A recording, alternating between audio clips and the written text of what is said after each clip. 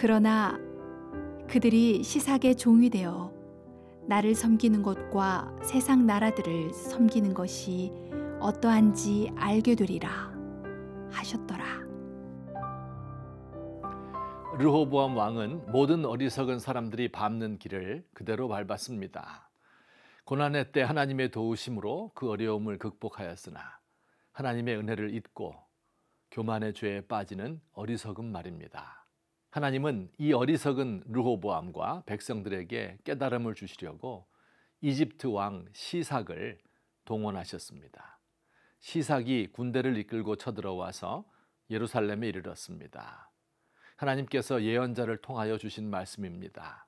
너희가 잘 사는 강대국 이집트를 동경하고 있지? 그러면 이집트 왕 시삭의 지배를 받게 하겠다. 나를 섬기는 것과 세상 나라들을 섬기는 것이 어떤 차이가 있는지 알게 될 것이다. 여러분, 하나님을 섬기는 것과 이집트 왕을 섬기는 것은 어떤 차이가 있을까요? 이집트 왕은 지금 존재하지 않으니 하나님을 섬기는 것과 재물을 섬기는 것의 차이를 말씀드리는 게 좋을 것 같습니다. 우선 하나님을 섬기는 것을 생각해 봅시다.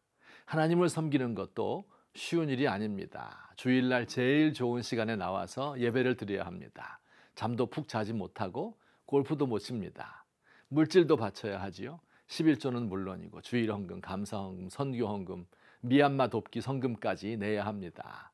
만일 교회에 바칠 돈으로 연금 보험을 들면 노후 걱정은 사라질 것 같습니다. 하지 말아야 할 것도 많습니다. 술, 담배, 춤, 도박은 물론이고 또한 사치와 허영을 멀리하라고 합니다.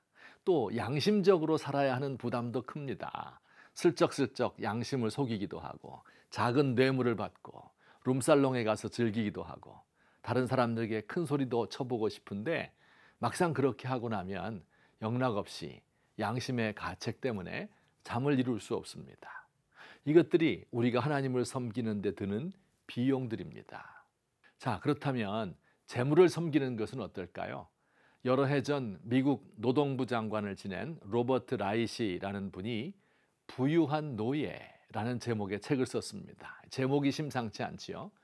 분명 우리의 삶은 부유해졌는데 노예처럼 살 수밖에 없게 되었다 하는 의미입니다. 이 책의 설명에 따르면 상업활동을 하는 사람들은 전 세계 사람들과 서로 경쟁하는 관계에 있다고 합니다. 회사를 경영하는 사람은 자신의 회사 물건값이 가장 싼 값에 나오도록 구조조정을 하고 노동 생산성을 높여야 합니다. 직장인들은 구조조정 당하지 않기 위하여 남들보다 더 열심히 많이 일해야 하고 자영업자들은 싼 값에 좋은 물건을 신속하게 배달해 주어야 합니다. 일용직 노동자들도 전 세계 노동자들과 경쟁을 해서 일은 더 잘하고 돈은 더 적게 받는 사람이 되어야 합니다. 이렇게 노예가 된 사람들, 몸은 바쁘고 시간이 없는 것은 물론이고 가정을 돌볼 수 없어 자녀들이 심각한 정신적 장애를 가지게 되기도 합니다.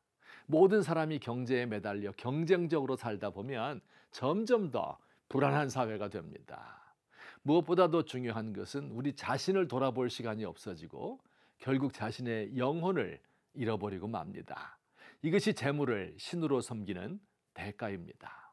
사랑하는 성도 여러분, 하나님을 섬기는 것은 노예가 되는 것이 아니라 노예로부터 해방되는 것이며 불안에 떠는 것이 아니라 하나님 안에서 평안을 누리는 것이고 사람들을 경쟁 상대로 보는 것이 아니라 사랑의 대상으로 보는 것입니다.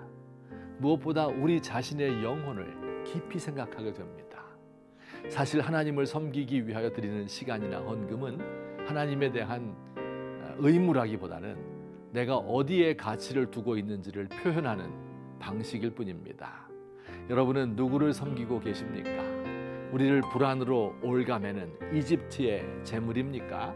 해방과 자유를 주시는 하나님입니까?